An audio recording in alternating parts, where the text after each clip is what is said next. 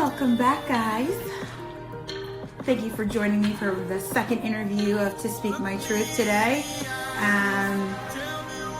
Coach Pompey was great. She answered some great questions. I'm glad that we didn't even get to all of them because it just took so long. But I'm really, really excited for my next guest. I actually just met my next guest. He, my former Olympic coach, went on to be his volunteer coach, and that is how we met. I went out to Purdue University to visit my former coach, see how he was doing, make sure he was good.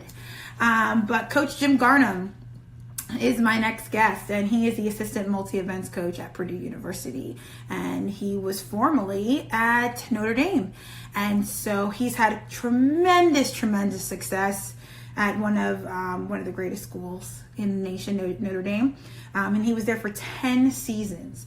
And while he was there, he had 14 All-Americans, 18 NCAA qualifiers, 61 NCAA regional qualifiers, 17 conference titles, and 9 school records. So the man knows what he's doing. He is now at Purdue University, and we're going to jump right into it. So all your track questions, please make sure that you guys click on this little link with the question mark around with the square, so that you guys can ask Coach Garnham all your questions. So we're going to add him right now so that we can get started and you guys can ask him all that you guys need. Oh my goodness, why does this do this every time? There we go. Guys can see my kitchen. Just want to make sure we got him connected. Hey, there he is. There's the man of the hour. How are you doing, Coach? I'm good, and how are you? Oh, fabulous. Absolutely fabulous. I'm enjoying this time to not have to be forced to travel, to not have so much pressure is really nice. It's like forced to be at home. Oh, no, that's the worst. So I'm pretty great. How are you? If you could hear in the background, the 3-year-old just crying, lost her mind right now, just before we went on. Oh, does she want to? Do you want to show her? Nope, she just peaced out. She just left. So you have a 3-year-old. That's exciting. Yeah. I know that fatherhood is probably very different than coaching. It is. Normally we would be, weekends traveling, all that fun stuff, and weekends are home now, and lots of projects, lots of things. My degree is in education. Oh, and okay. I definitely there's no way I could do it. So not dealing with her, so just trying to teach her some stuff, and I lose it really quick. Oh man, I can only imagine. But I know that she loves Frozen. Oh yes. Oh, so I know that's something that I was like, if I ever wanted to babysit, I was like, if he ever needs like a day off, please let him ask me. I will fly out and we will have a Frozen day. Oh yeah. And I would be so excited about it. But thank you so much for joining me today. Oh yeah. I don't know if taking a little break and talking about track is something helpful that. Oh no, we'll it's get good. You down to that. we just had a staff meeting, a Zoom staff meeting. So okay. It happens every Tuesday at 10:30. So keeps us kind of connected that way. But other than that, just hanging out, hanging out. And you're quarantined with your baby girl and your wife? Yes. Yeah. And you have any animals? 2 miniature schnauzers. Oh wow! So you have a full house. Yeah. Okay. Yeah. And well, I know it's very different because I do know you are a very, very busy coach. I do know that. And I know with track, you're always traveling. So I know this is a big, it's a different lifestyle for you right now. So I appreciate you being on and for taking the time out. I know that Rich has sent out a message for everyone to watch. So I'm very excited. I feel like it puts a little bit of pressure on me, but the reason why I did the coaches today was I know that there are a lot of athletes who are transitioning and they do have a lot of questions. And I do want, it's different when you get it from your parents, stay active, eat right. But from a college coach, they're like, oh, all right, time to do it. He said so. I'm gonna get on Yeah. it. So I do want to talk about your time at your previous college, Notre Dame. Yep. What was your experience like being at a school with that kind of name behind it? So before I just real quick backtrack. Whatever you got to do, boo. So I spent 5 at Buffalo. My first job, I was 22 years old, which is a bad idea, but it's okay. So 5 years in Buffalo, and then I went to Tulsa for 3. And I loved Tulsa, but I hated the city of Tulsa. Hated it. It wasn't for me. So I applied for every job that is known to mankind, kind of like what Rich is about to do. Yes. Yeah. So, so I applied for every job, and I had a bunch of opportunities, and Joe Piani messaged me or emailed me and asked me if I was interested in Notre Dame, and I hated Notre Dame growing up. I'm not gonna lie, I hated it. Yeah, you gotta have. It's like a rivalry. Yeah. Oh absolutely. man, it's just they were on TV all the time. It sucked, but anyway. Whatever. So anyway, yeah. So I ended up getting an interview and killed the interview and spent 10 years there, and it's a great place. I didn't drink the Kool-Aid. I still think that my daughter's about to join us. Hi. Sorry. Say hello to the world. Okay, goodbye. She left. So, love it. yeah. Anyway. I love it. I love the realism of it all. It's so different for you.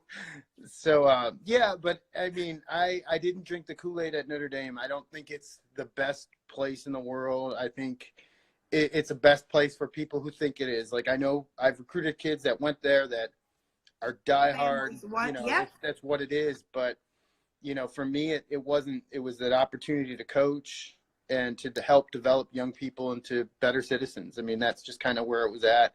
I got you.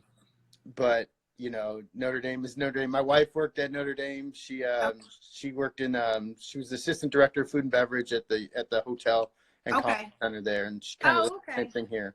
I've actually never been. It's someplace that I never competed at, and I've never been, so I don't. But I do know what you're saying about drinking the Kool-Aid. It is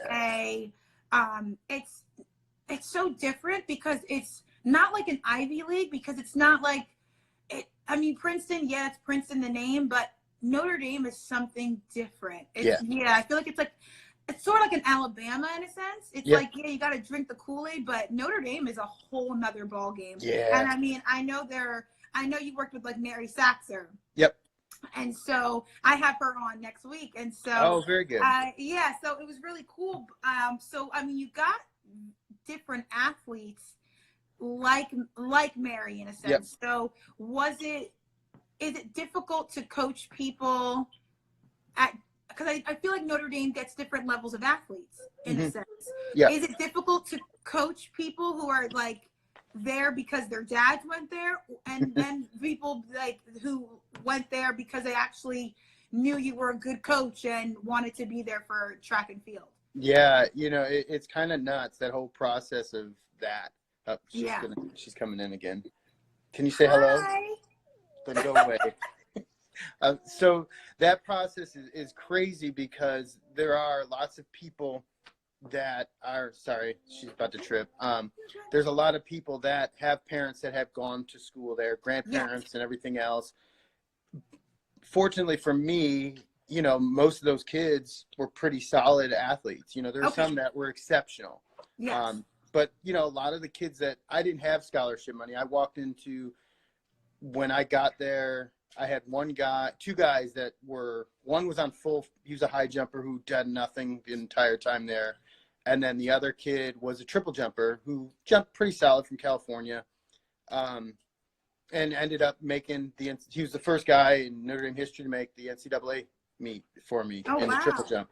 Yeah. And so, but just hardworking, dedicated kids.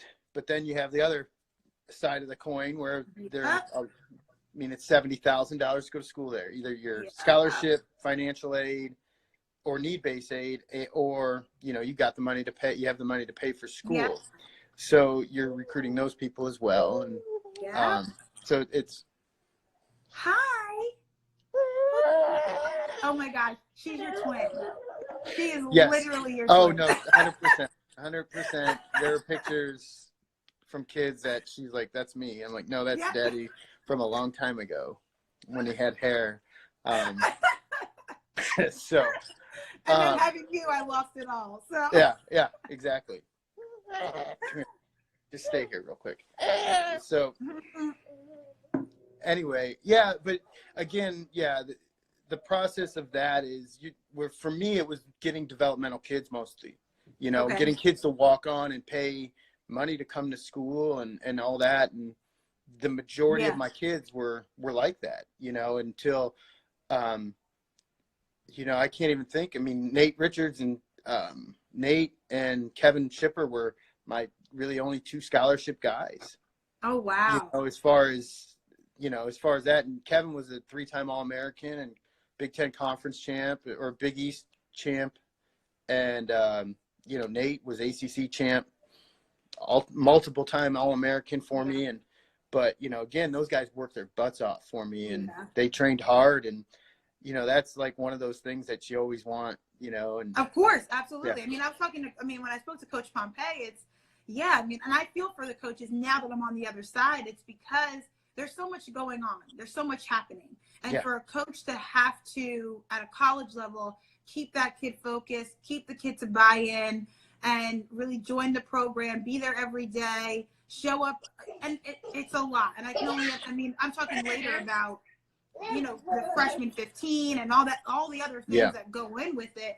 Do you feel like coaching has changed from when you started coaching to today, besides obviously normal regular changes? Yeah. I mean, everybody you're going to ask is going to say, yeah. Yeah, of course.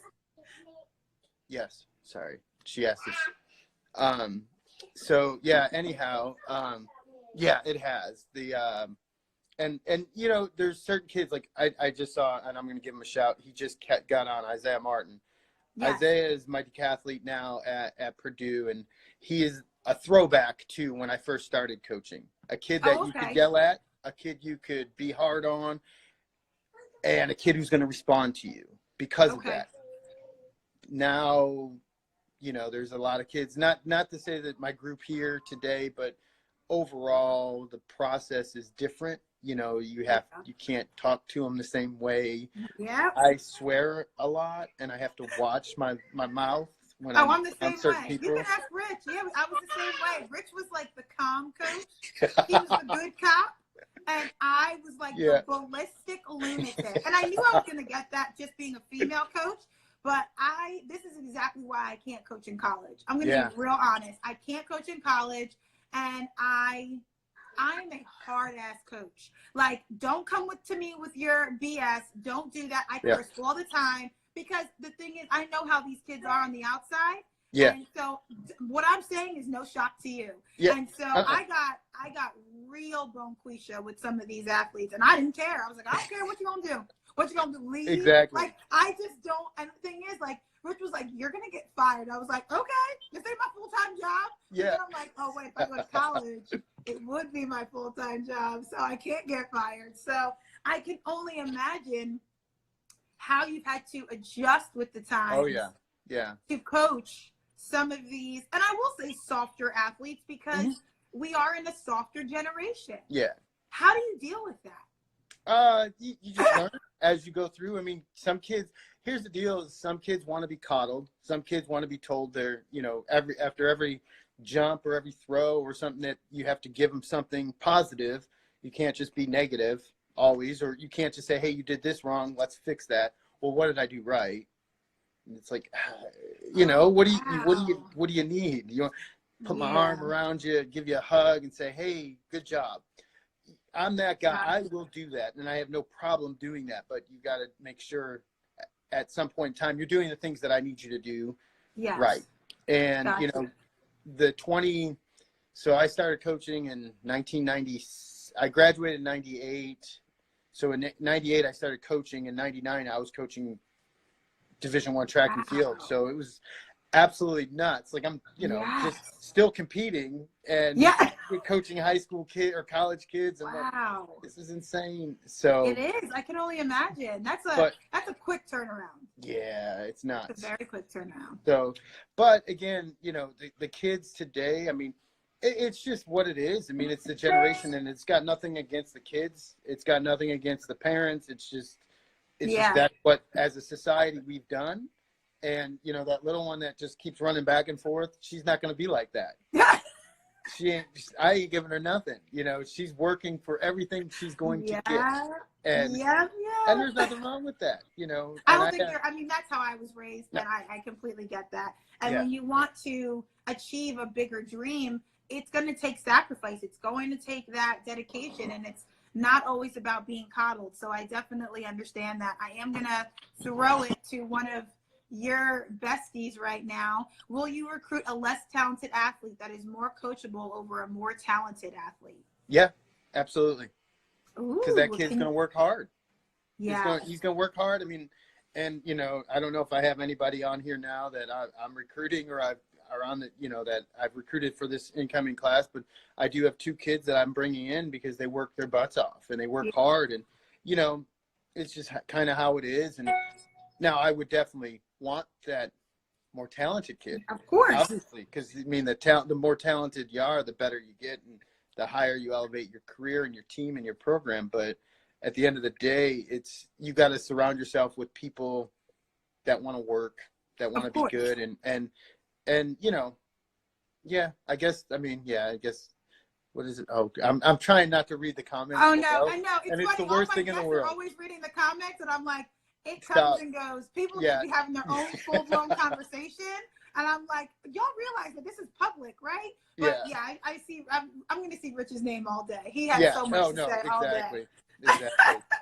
But yeah, I mean, I definitely agree with you. Recruiting these days are obviously very different than when you first started recruiting and how it is now. And I think it's interesting to see the different coaching styles. And do you feel like the athletes respond to your coaching style? For the most part, yeah. Okay. There's a group that, no matter where you are, no matter how you do it, there's going to be somebody that doesn't. Okay. And it's nothing about them. It's just you got to find, as a coach, the way to hit that kid, the way to get that kid to respond to what you're doing. And I mean, sometimes it takes a full year. Sometimes it takes 2 years to make a kid respond and figure out a communication bond between the two of you. Gotcha. And then from there, it's over. I mean, I had a girl pole vaulter at Notre Dame, and I fought her, every single day. Jersey girl, and fought her every single day. Yeah. Yeah, we are. Oh yeah. Jersey, yes. But it took me 2 years, and then all of a sudden, I figured it out. And you got it. Mm-hmm. Here we go. And then after that, the sky was the limit. I mean, we ended up jumping. I think she's got the 4th best jump ever at Notre Dame. Wow. And behind Mary, it's pretty special. But other than that, I mean, it's pretty cool. And so it's just you got to work your butt off to figure out what works for each kid. And I mean, I know Isaiah's on here, so I can say it to him. Like, he just commented. I'm sorry. I saw. Don't even talk. Okay, no, I won't. Let me tell you something. We ain't talking about football right now. Yeah. We'll get to football. We'll get to LSU and the greatness of Joe Burrow. So let me have my interview first, and then if you have a real question, you can type it in the little question box down there. Absolutely. No, but Isaiah, I mean, every day we're talking about something, trying to figure out a cue that's going to work with him, and it's crazy, some of the stuff that he comes up with, and it clicks in his head, and it doesn't in mine. So exactly. That is one. I definitely agree. One thing that Rich would try and be like, okay, do this. And I'm like, I don't know what you mean. Yeah. He was like, okay, this is the actual motion that I'm trying to get you to. What would that help? Like, what cue do you need in your head? And I would think of it something else. And he's like, if it works for you, then just fucking do it. Like, just do it. I don't, because at a point you're just like, the communication is so important, but it's got to work for that athlete. And I definitely understand that. And I get that. I'm going to get back to one of my questions. Yeah.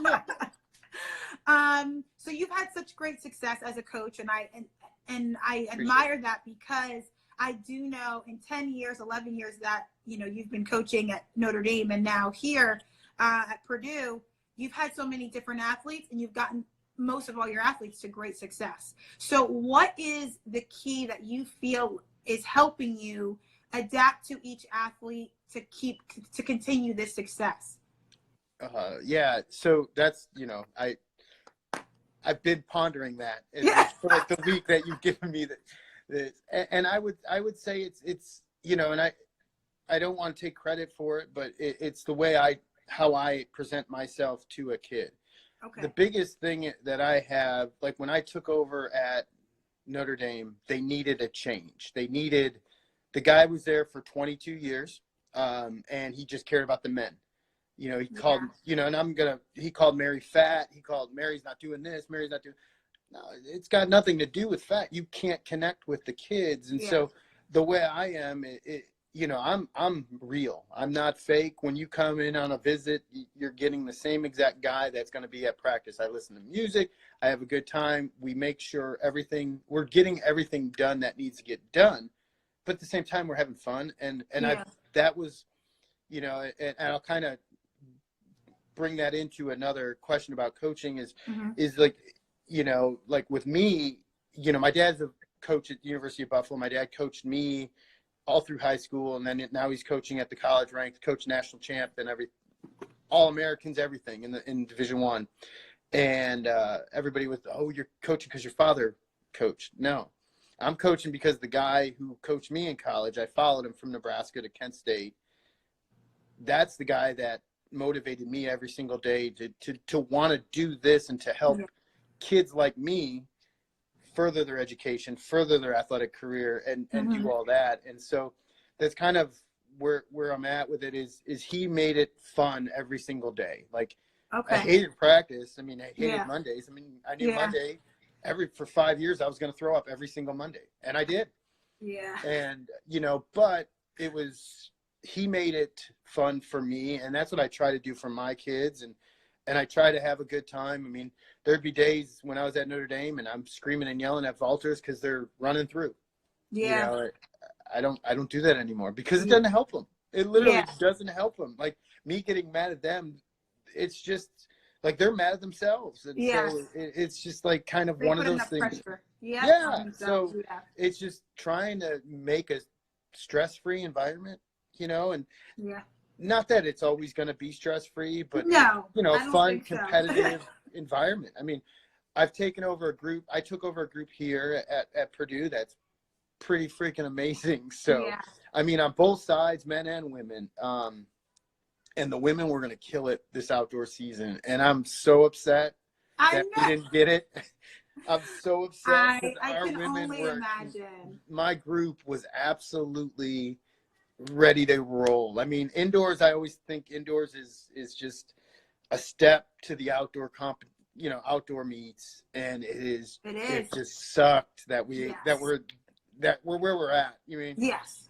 I can imagine a lot of coaches feeling the same way. I mean, you guys work so hard and get to this point, and now it's all on pause. And this is something that most coaches have never seen before. Yeah. So you guys are all just like, we work so hard, And I know you were at NCAAs and were about to compete and had to be pulled back. So, I mean, I feel for the coaches, and I know it must be very difficult. So what are you doing to prepare for, besides these Tuesday Zoom meetings, what are you doing to prepare for next year so that you can almost go off without a hitch, without it like a skip in your step? Yeah. So, like, one of the cool things that we've been doing, Rich was involved with me for the last 2 weeks. We went to Todd Lane's coaching seminar, and that was awesome for the jumps. And then I'm doing Vince Anderson. Vince Anderson, he's putting like 6 of them together, and it's $50 for 6 2-hour sessions. I'm like, it's Vince Anderson. So I'm going to go listen to what he's got to talk about the sprint. So just kind of evaluating what I've done and kind of, like listening to Todd talk and reassuring me, like I'm doing the right things. I mean, because my program is Boo, the way Boo is and Path. It's a hybrid between the two of those guys. Oh, okay. Because one is high volume, one is low volume, and so mine is kind of in a mix between. Yep. and I enjoy it. I think it works, Okay. as far as. But you've had success with it, so you know it. Yeah. So it's, yeah.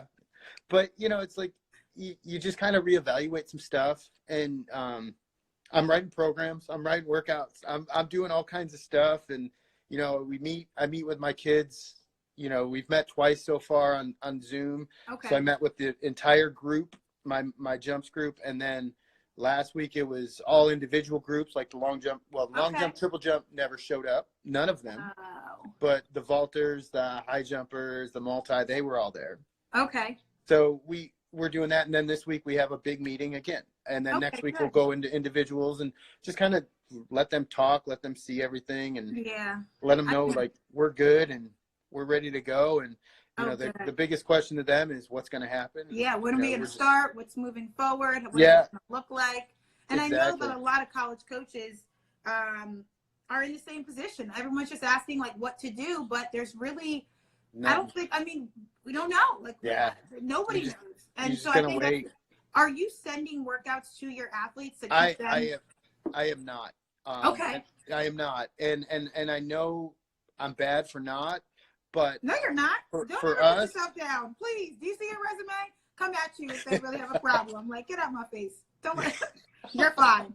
Like even if you did send it, like maybe 2 or 3 are gonna do them. My husband's a teacher. Yeah. He's working his ass off to get everything up and running and switching everything to online. He's making movies, and 3 kids show up out of his 50. Please don't play yourself. No, yeah. So I do, like I know that some kids are doing some things and other kids are not, and it's like a typical summer. It's like an extended summer for us. But again, at the same time, it's just they have to be accountable, like we have to be accountable. So, if I'm not writing workouts, I know our strength coach has done an awesome job, and, he and I have talked and we've just he's come up with a plan, and he's like, hey, is it okay if we do, if I put some running in this and we do some, I'm like, absolutely, because they're not going to do it for me. So I know they're not going to do it for you, but go ahead and waste your time. Yeah, like go ahead, bro, try it. If it works, great. If not, that's what I was expecting anyway.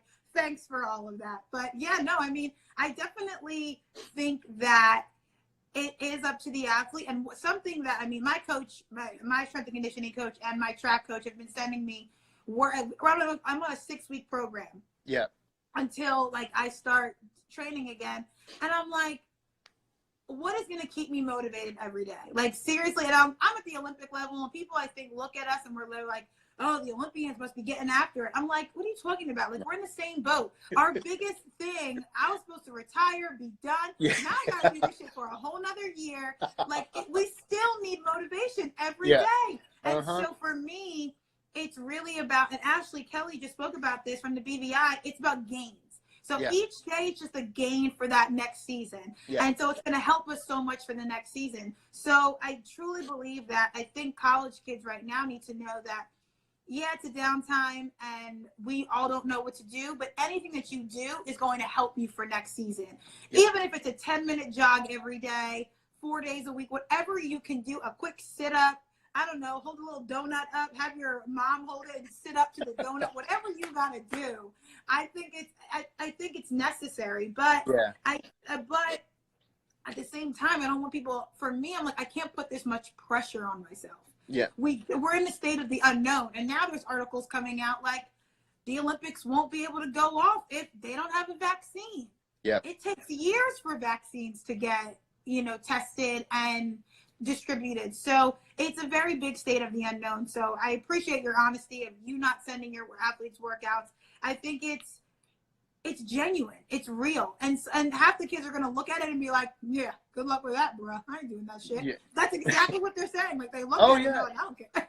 I mean, they did it even in the, at a time in the summertime, like, hey, let's do some work. And there's a group that's going to do it, no matter what. There's going to be your athletes that train in the summer that are totally about it.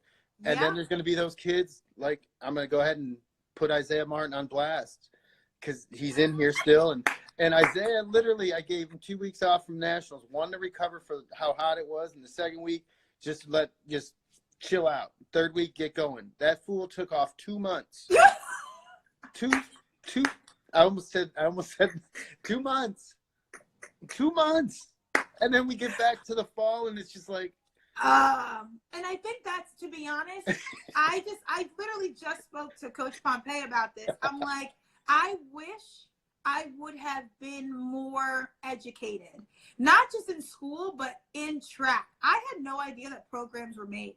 Not even a clue. When Rich came to me, it was like, this is the program. I was like, well, I'm tired. I'm not going to practice today. We would literally want to kill each other. I was like, I am tired. I'm not going to practice. He was like, what would you do? He's like, what did you do at St. John's? I was like, I didn't go to practice. Yeah. Like, it was just so unbelievable to him. He didn't understand it. But I really feel like if I would have known that there was like a process and there was thought behind it, and these are the reasons why we do this. I just found out that if you take, more than 3 days off in a cycle, it can really harm I was like, really? I didn't know that. I'll be okay. So things like, I think knowledge is really going to help athletes. And I'm glad that you brought up, because this is the question that I'm asking with all the coaches. There's a rift between coaches and strength and conditioning coaches. Oh, yeah. Especially in track and field. And one of the things that I did at St. John's was I was in the weight room, and the weight room became my obsession. I love the weight room. It's where I saw the gains. It's where I saw this. And I gained freshman 15 from muscle, not from eating. And so I definitely think that there needs to be some kind of blending. What do you think we could do or needs to be done to shift that break away from strength coaches and track and field coaches? I mean, she did the same thing. Coach Pompey was like, So I'll get, oh man. So in 10 years at Notre Dame, I had 10 strength coaches. Legit. I'm not lying. Over the last 2 years, I had 5. So, so at the end of my career at Notre Dame, my kids were all jacked up as far as what they were getting. The ones that did well were the ones that had that consistent training with the same person. Yeah. The guy I have here is really good. We meet. He shows us what he wants. I kind of adjusted my training to go around his stuff. I mean, I know that's not how to do it. I know we're supposed to, Rich is at LSU and they got a freaking weight room outside the track. Rich is he drank the LSU Kool-Aid. Yeah, and 100%. Yeah, 100%. So, but the guy that we have here, Wally Becker, is really good, and he works with us. But honestly, I think people more like Rich need to get involved in track and field with that background, in strength and conditioning, and that way you could bridge it better together. Where they know, and I mean, the year before, like the summer before I got let go at Notre Dame, or quit or whatever you want to say. I don't know, whatever. I don't know what contract you signed or what you can say. So go ahead, boo-boo. But more than me. I was going to go take my strength and conditioning certification that summer, and they're paying for it. And then obviously I'm not there anymore, so they're not paying for it. CSCS? So, yeah. So okay. I was going to do that and just kind of go that route, because I was going through so many strength coaches. I was like, I don't need this crap anymore. I need to make sure that my kids are taken care of. And then I ended up at Purdue. So, yeah. And I think, I spoke to Coach earlier, and the thing is, again, it's that knowledge. And the one thing when Rich was my coach is I took a leap of faith because he just seemed so sure about it. And so when he did it, he explained everything to me. He was like, here's what it is. This is exactly what we're going to do. What's your biggest meet? And I was like, obviously it's the Olympics. So he was like, we're going to start from there back. Yep. And when I met Rich, it was 2015, and we started coaching together in January. And he was like, what's your biggest meet this year? And I was like, well, it's the Pan Am Games. And I had that short of time to work with him, reorganizing my track and my strength and conditioning, and I PR'd that summer. Yeah. So it was only a couple of months that adjustment needs to be made. But again, Rich was at every practice. He knew how my body worked. He didn't know the high jump, so he was there at every single practice with my high jump coach at the time. He was understanding that weakness point of him, and I think that's a big thing. I think there needs to be an ego like chill button for the coaches so that they can lower their ego and meet in the middle and say, okay, the coach needs to be in the weight room and the weight room coach needs to be at the track practice. And I think that'll help a lot, but I do think you're not going to get, and I always speak highly about Rich.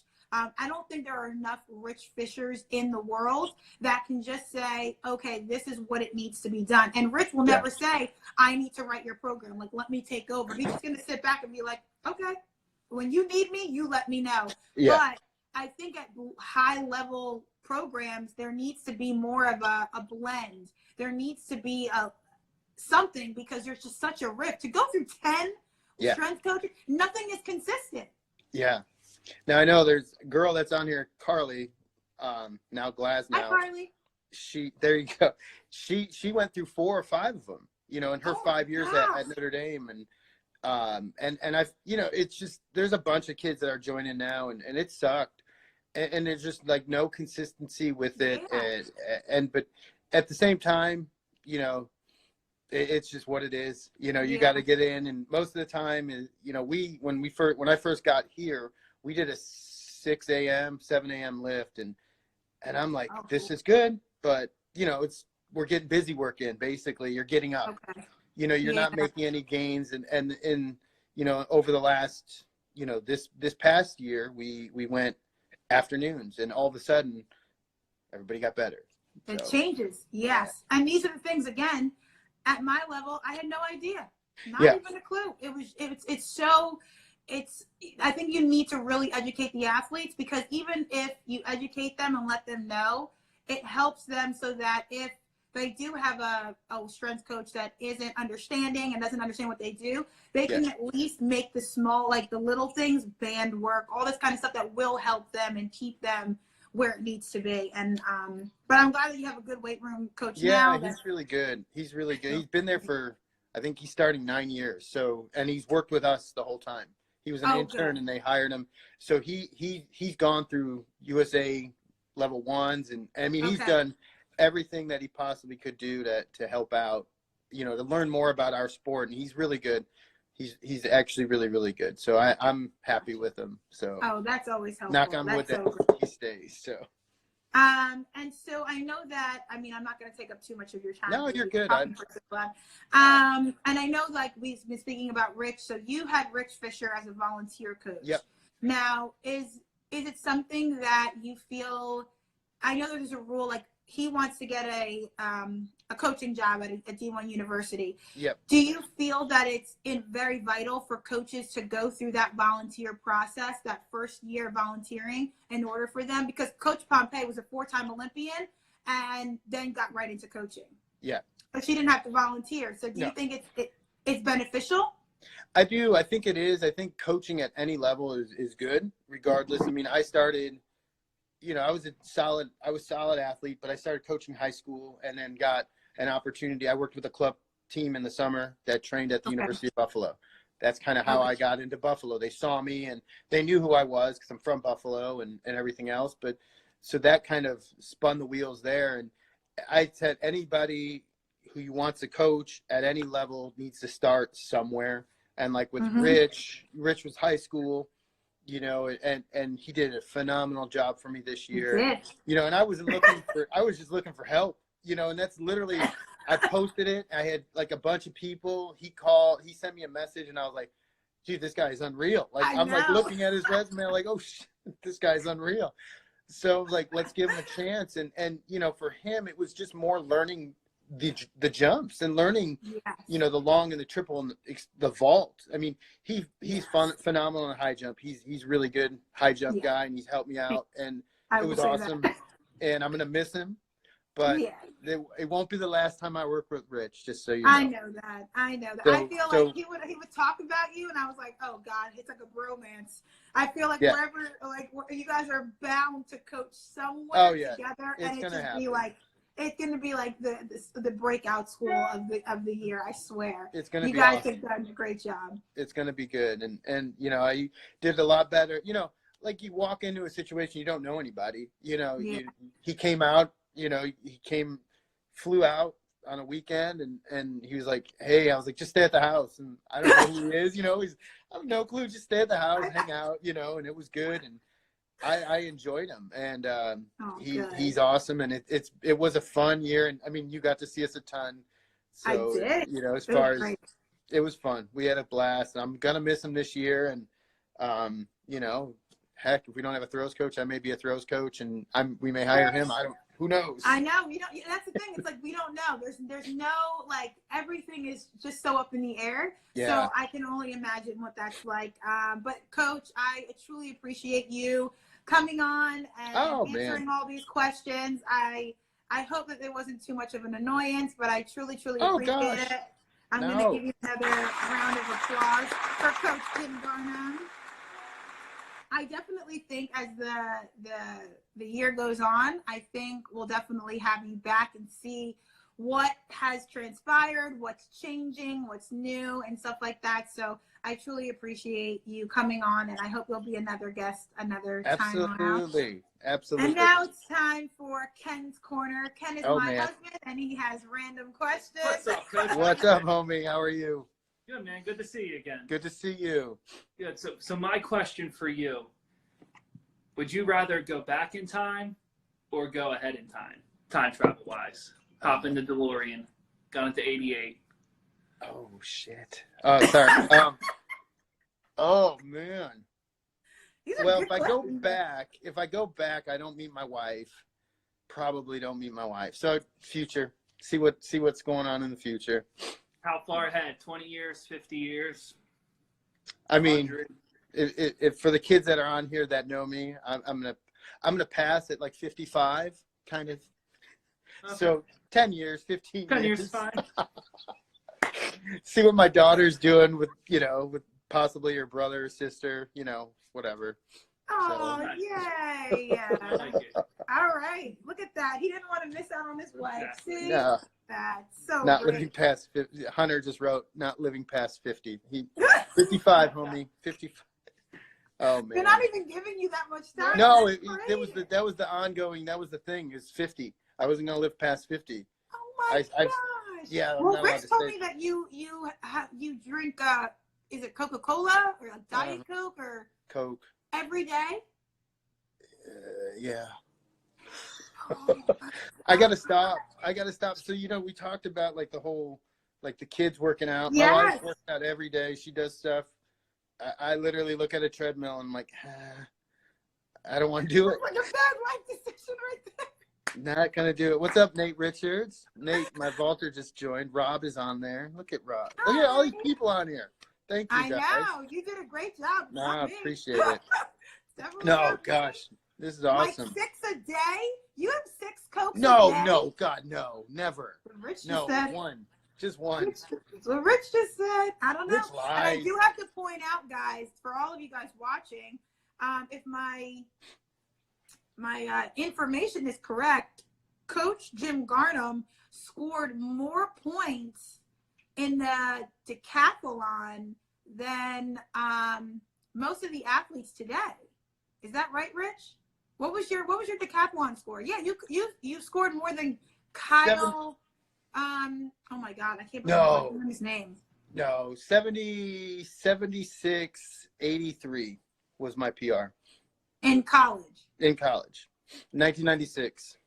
Ooh. I did that by myself in a meet thrown together by USATF for me to qualify for the Olympic trials. Kyle Garland. Yeah, in high school. Yeah. So so it was kind of crazy, but no, Kyle Garland is absolutely a beast. Oh my God. I love that Kyle, but I think you beast. scored more. Well, this is what Rich and I spoke about, but I think you scored more points than him in high school. In high school, yeah. Yeah. Kyle's should go pro and any day now. So that's pretty freaking amazing that you did just had a meet, thrown together. Was there any Sorry, I'm asking you more questions now. Was there any I'm good. reason why you didn't think about going pro? Did you think about going pro? No, I did. I competed when I graduated from Kent in 98. 99, I was Reebok. I was part of that Reebok group. Yeah. That's not old school. That's like that good time. Yeah. So it was, it was cool because it was Dan and Dave and is the Reebok stuff. So I got I got shoes and competed and did that. And then a little Nike thing back in the day for a tiny bit. And that was it. I mean, it just, the problem was with me is I learned how to pole vault late in the career, like good. My PR is 76.83 was with a 12-1 pole vault. And really? Yeah, I was bad. Oh, I was bad. Wow. Yeah, so 2 years later, I jumped 15.2, 15.1 and a fraction. So you put that about learning how to pole vault. Jeez. I'm 8,200 points, 8,300 points, and it's a different world. And then, but I wasn't meant to be that. I was meant to be what I'm doing right now. I wasn't meant to be that athlete. I was, that star athlete. I was just meant to be an average athlete, a solid athlete. You were definitely not average. I can definitely tell you that right now. A solid athlete. But, there we go. Okay, I'll give you with solid. the, just coaching, man, this is what I have my degree of master's degree in education. I feel bad for your husband who has to deal with these little bastards every day. Yeah. Not that anybody's bastard, sorry. He's looking at the corner. But, it's one of those things that I would kill a kid. I would legit today would kill somebody and they'd take out their phone and I'd be arrested and it'd be over. Yep, I definitely feel you. I definitely, especially in the classroom, because I feel like they know they can disrespect teachers, and I am not the one. Do not come after my life. You don't want the sauce. You don't want it. Trust and believe. But Coach, I appreciate you coming on. Thank you so much. I love the questions, love the dialogue. I hope that you guys have a safe and rest of the year, the spring and summer, and I hope that everything gets back on pace coming this August. So I definitely will have you back on once everything gets back to the new normal. Yeah. And I wish you all the luck and success at Purdue University. Same to you. Thank you so much. Coach Garnham, ladies and thank gentlemen. you. Thank you. And we will be in touch. And yes, I'm sure we'll probably talk right after this with Rick. I'm sure he's going to have so much to say. I already know it. Thanks, Coach. I'll talk to you Take care. soon. Thank you, guys. Thank you. Coach Jim Garnham, ladies and gentlemen. But thank you guys so much for joining. I have one more session today at 3:30 with Lauren Biscardi, who is the high jump coach at George Mason University. So it's been a great track and field day. I hope that you guys come back. Join me at 3:30 for my last track and field coach questionnaire. Have a great day, guys.